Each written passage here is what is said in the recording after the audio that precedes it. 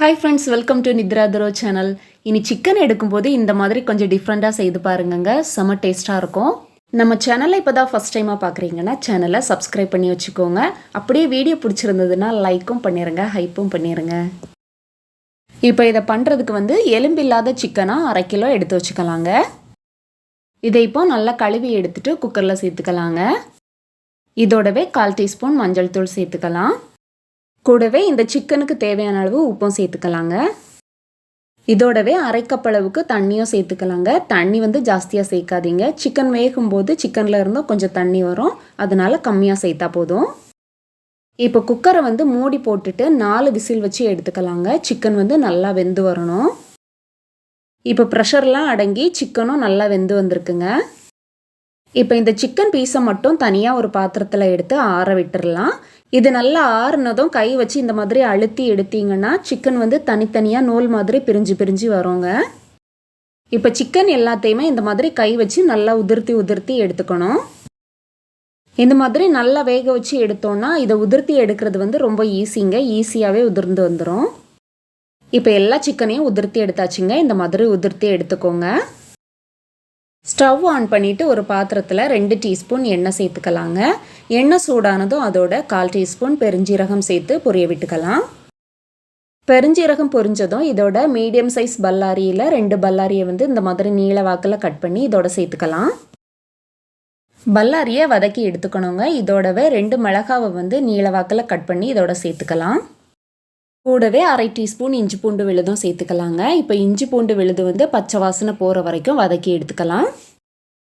இப்போ ஒரு சின்ன தக்காளியை இதோட கட் பண்ணி சேர்த்துக்கலாங்க. பல்லாரி தக்காளியை நல்லாலாம் வதக்கி எடுக்க வேண்டாங்க. நம்ம சாப்பிடும்போது அது வாயில் கடிப்படணும், அந்த மாதிரி வதக்கி எடுத்தால் போதும். பல்லாரி தக்காளிக்கு மட்டும் தேவையான அளவு உப்பு சேர்த்துக்கலாங்க. நம்ம ஏற்கனவே சிக்கனுக்கு உப்பு சேர்த்து தான் வேக வச்சுருந்தோம். சிக்கன் வேக வச்சுட்டு தண்ணி கொஞ்சமாக இருந்து பார்த்தீங்களா, அதை இதோட சேர்த்துடலாம். இப்போ இந்த தண்ணி ஓரளவு வற்றி வர வரைக்கும் பல்லாரியையும் தக்காளியையும் வதக்கிக்கலாம். தண்ணி இந்த அளவு வற்றி வந்ததும் இதோட 1/4 டீஸ்பூன் மிளகாய்த்தூள், 1/4 டீஸ்பூன் மல்லித்தூள், 1/4 டீஸ்பூன் மிளகுத்தூள், 1/4 டீஸ்பூன் கரம் மசாலா, 1/4 டீஸ்பூனோட கொஞ்சம் கம்மியாக சீரகத்தூள் சேர்த்துக்கலாம். இந்த மசாலா எல்லாமே பல்லாரி தக்காளியோட சேர்ந்து வதங்கி வரட்டுங்க. இதை நல்லா வதக்கி எடுத்துக்கலாம். மசாலா எல்லாமே நல்லா மிக்ஸ் ஆகி வந்துடுச்சுங்க. இதோட இப்போ நம்ம உதிர்த்தி வச்சுருந்த சிக்கனை இதோட சேர்த்துடலாம். சிக்கனையும் சேர்த்ததும் எல்லாத்தையும் நல்லா மிக்ஸ் பண்ணி எடுத்துக்கணுங்க. இந்த மாதிரி செய்து கொடுத்தீங்கன்னா குழந்தைங்கள்லேருந்து பெரியவங்க வரைக்கும் கேட்டு வாங்கி சாப்பிடுவாங்கங்க. அவ்வளோ சூப்பராக இருக்கும். இப்போ மசால் சிக்கன் எல்லாமே நல்லா மிக்ஸ் ஆகி வந்துடுச்சுங்க. இந்த அளவுக்கு நல்லா மிக்ஸ் பண்ணி எடுத்துக்கோங்க. இப்போ இந்த பாத்திரத்திலேயே சிக்கன் எல்லாத்தையும் சைடில் ஒதுக்கிட்டு சென்டரில் மட்டும் கொஞ்சமாக இடம் விட்டுக்கோங்க. இதில் 1 டீஸ்பூன் எண்ணெய் சேர்த்துக்கலாம். கூடவே 2 முட்டையை இதோட உடச்சி சேர்த்துக்கலாங்க. முட்டையை உடச்சி சேர்த்ததுமே இது மேலவே 1/4 டீஸ்பூனுக்கும் கொஞ்சம் கம்மியாக மிளகுத்தூள் சேர்த்துருக்கேன். நீங்கள் உங்களோட காரத்துக்கு தக்கனவாறு எவ்வளோ வேணுமோ சேர்த்துக்கலாம். இதை இப்போது 1 நிமிஷத்துக்கு மட்டும் மூடி போட்டு வேக விட்டுறலாங்க. முட்டை ஓரளவு வெந்து வந்துடும். முட்டை ஓரளவு வெந்ததும் இதை லைட்டாக மிக்ஸ் பண்ணி விடலாங்க. முட்டையை நல்லா ஒடிச்சிடக்கூடாது. முட்டை கொஞ்சம் பெரிய பெரிய பீஸாக அதில் இருக்கணும்.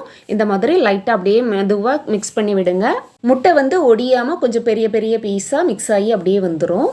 இதை இப்போ நல்லா மிக்ஸ் பண்ணி எடுத்தாச்சுங்க. இதோட கொஞ்சமாக மல்லி இலை சேர்த்துட்டு எடுத்து வச்சு சாப்பிட்டு பாருங்கள். அவ்வளோ சூப்பராக இருக்குங்க. இப்போ பெப்பர் சிக்கன் எப்படி பண்ணுறதுன்னு பார்க்கலாமா? செம்ம சாஃப்டாக சூப்பராக இருக்குங்க. இப்போ ஸ்டவ் ஆன் பண்ணிவிட்டு பாத்திரத்தில் 6 டேபிள் ஸ்பூன் எண்ணெய் சேர்த்துருக்கேங்க.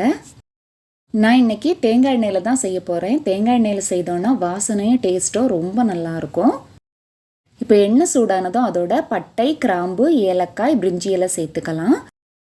இப்போ 2 பெரிய பல்லாரியை இந்த மாதிரி நீல வாக்கில் கட் பண்ணி இதோட சேர்த்துக்கலாங்க. பல்லாரியை நல்லா வதக்கி எடுத்துக்கணுங்க. கோல்டன் ப்ரௌன் கலர் வரணும், அந்த அளவுக்கு நல்லா வதக்கி எடுத்துக்கணும். இப்போ பல்லாரி கண்ணாடி பதம் வதங்கி வந்திருக்குங்க. இதோட 1 டீஸ்பூன் இஞ்சி பூண்டு பேஸ்ட்டு சேர்த்துக்கலாம். இப்போ இஞ்சி பூண்டு விழுதோட பச்சை வாசனை போகிற வரைக்கும் வதக்கி எடுத்துக்கலாங்க. இப்போ இது நல்லா வதங்கி வந்தாச்சு. இதோட 2 பச்சை மிளகாவை 4ஆக கீறி இதோட சேர்த்துருக்கேன். இந்த மிளகாவையும் சேர்த்து எண்ணெயிலேயே நல்லா வதக்கி விட்டுக்கலாம். இப்போ பல்லாரி நல்லா வதங்கி வந்துடுச்சுங்க. இந்த மாதிரி நல்லா கோல்டன் ப்ரௌன் கலர் வர அளவுக்கு நல்லா வதக்கி எடுத்துக்கோங்க. இப்போ இதோட சிக்கன் சேர்த்துக்கலாங்க. சிக்கனை நான் நல்லா ஊற வச்சு எடுத்து வச்சுருக்கேன். சிக்கனை முதல்ல ஊற வைக்கிறதுக்காக நல்லா கழுவி எடுத்துக்கோங்க. அதுக்கப்புறமா அதோட 1/2 டீஸ்பூன் மஞ்சள் தூள், 1/2 டீஸ்பூன் மிளகாய் தூள், 1 டீஸ்பூன் இஞ்சி பூண்டு விழுது, கூடவே கொஞ்சமாக உப்பு சேர்த்துட்டு அதை நல்லா மிக்ஸ் பண்ணிவிட்டு 1 மணி நேரத்துக்கு ஊற வச்சு எடுத்துக்கோங்க. அப்போ கறி நல்லா ஊறி வந்துடும். இப்போ சிக்கனை சேர்த்துட்டு இந்த எண்ணெயிலேயே நல்லா வதக்கி எடுத்துக்கணுங்க. நம்ம இதோட தண்ணி எதுவுமே சேர்க்க போகிறதில்ல. சிக்கனில் இருந்து வர்ற தண்ணியிலேயே நமக்கு சிக்கன் நல்லா வெந்து வந்துடும். சிக்கன் சமைக்கும்போது எப்போவுமே கறியை இந்த மாதிரி நல்லா ஊற வச்சுட்டு சமைச்சிங்கன்னா சிக்கன் நல்லா சாஃப்டாக வெந்து வருங்க. சிக்கனை நாம் கலந்து விடும்போது சிக்கன்லேருந்து தண்ணி வருது பாருங்கள். இந்த தண்ணியிலேயே சிக்கன் சூப்பராக வெந்து வந்துடும். கொஞ்ச நேரத்துக்கு ஒரு வாட்டி நல்லா மிக்ஸ் பண்ணி விட்டுட்டு மூடி போட்டு இந்த மாதிரி மூடி வச்சு வேக வச்சு எடுத்தீங்கன்னா சிக்கன் நல்லா வெந்து வந்துடுங்க. நம்ம சிக்கனில் தண்ணி எதுவுமே சேர்க்கல, ஆனால் சிக்கன்லேருந்து எவ்வளோ தண்ணி வந்திருக்கு பாருங்கள். சிக்கன் அடி பிடிக்காத மாதிரி இந்த மாதிரி கொஞ்சம் நேரத்துக்கு ஒரு வாட்டி மிக்ஸ் பண்ணி மட்டும் விட்டுட்டே இருங்கங்க. சிக்கன் இப்போ நல்லா வெந்து வந்துடுச்சுங்க. இப்போ இதுக்கு தேவையான மசாலாவை நம்ம இப்போ சேர்த்துக்கலாம். இப்போ இதோட 2 டீஸ்பூன் மிளகுத்தூள் சேர்த்துக்கலாங்க. மிளகுத்தூள் சேர்க்கும்போது மிளகை அப்போவே ஃப்ரெஷ்ஷாக இடித்து சேர்த்துக்கோங்க. அப்போ தான் வாசனையும் டேஸ்ட்டும் ரொம்ப நல்லாயிருக்கும். இதோடவே 1/2 டீஸ்பூன் சீரகத்தூள் சேர்த்துக்கலாம். கூடவே 1/2 டீஸ்பூன் கரம் மசாலாவும் சேர்த்துக்கலாம். இதோடவே தேவையான அளவு உப்பும் சேர்த்துக்கலாம். சேர்த்துட்டு 1/2 டீஸ்பூன் மல்லித்தூள் சேர்த்துக்கலாங்க.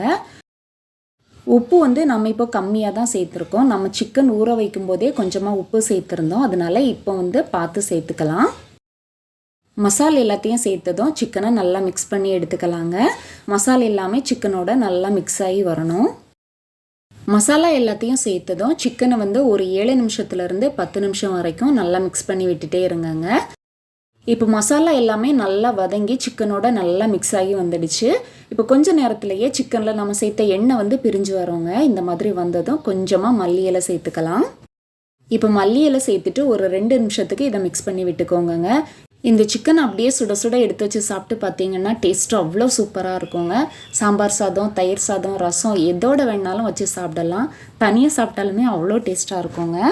நீங்களும் இதே மாதிரி செய்து பாருங்கள். செய்து பார்த்துட்டு எப்படி இருந்ததுன்னு கமெண்ட்டில் சொல்லுங்கள். வீடியோ பிடிச்சிருந்தா லைக் பண்ணுங்கள், ஷேர் பண்ணுங்கள். தேங்க்ஸ் ஃபார் வாட்சிங்.